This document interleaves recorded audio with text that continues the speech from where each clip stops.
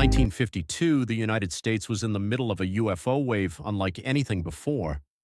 Sightings were pouring in, and Project Blue Book was scrambling to keep up.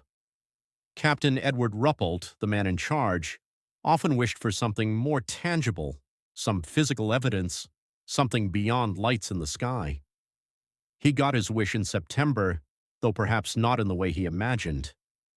This was the night of the Flatwoods Monster, Flatwoods, West Virginia, a rural town tucked away in the hills where locals knew the woods like the backs of their hands. On the evening of September 12th, a group of children were playing ball near a schoolyard.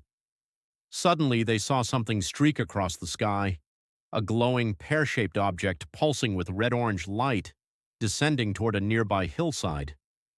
Curious, the kids gathered together with one adult, Kathleen May, and a teenage National Guardsman named Eugene Lemon. Together, they headed toward the site, but what they found was far beyond anything they expected.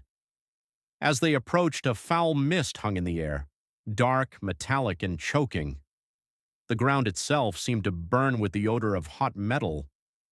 Through the haze, they could see the object resting on its bulging end, pulsing steadily, almost alive.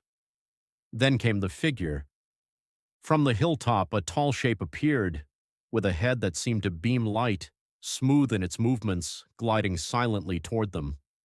The witnesses described it as a monster. In terror, the group fled, stumbling down the hill. The dog that had accompanied them would later die, and one witness required hospital treatment for the effects of the strange mist.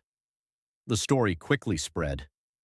Within days, newspapers were printing headlines about a monster landing in Braxton County.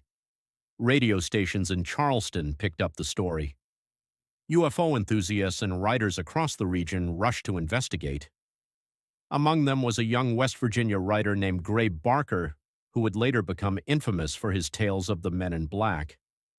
But this was early in his career, and he did his best to collect interviews. More importantly, zoologist Ivan T. Sanderson, writing for True magazine, drove down from New York with a friend. Sanderson connected with two local chemists from Monsanto, Earl Walker and Bert Ash, and together they launched one of the first serious investigations of the Flatwoods encounter. The team interviewed witnesses individually and in groups, gathered soil samples, and photographed the site. Sanderson's notes reveal that the testimonies were consistent: a glowing pear-shaped object, a foul mist, and a tall entity with shining eyes. Even the children's descriptions matched closely. Some early newspaper illustrations exaggerated the creature, depicting it with claws and monstrous features. But Sanderson concluded the witnesses described something stranger, mechanical, smooth, perhaps even robotic, rather than purely biological. To this day, the Flatwoods case remains one of the most unusual reports of the UFO wave of 1952.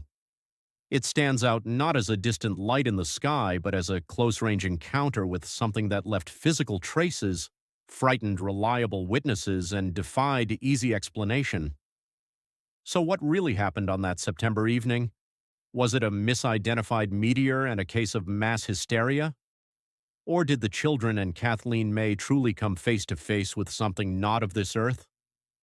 70 years later, the mystery still lingers in the hills of Flatwoods, and the legend of the Flatwoods Monster remains one of the most chilling chapters in UFO history.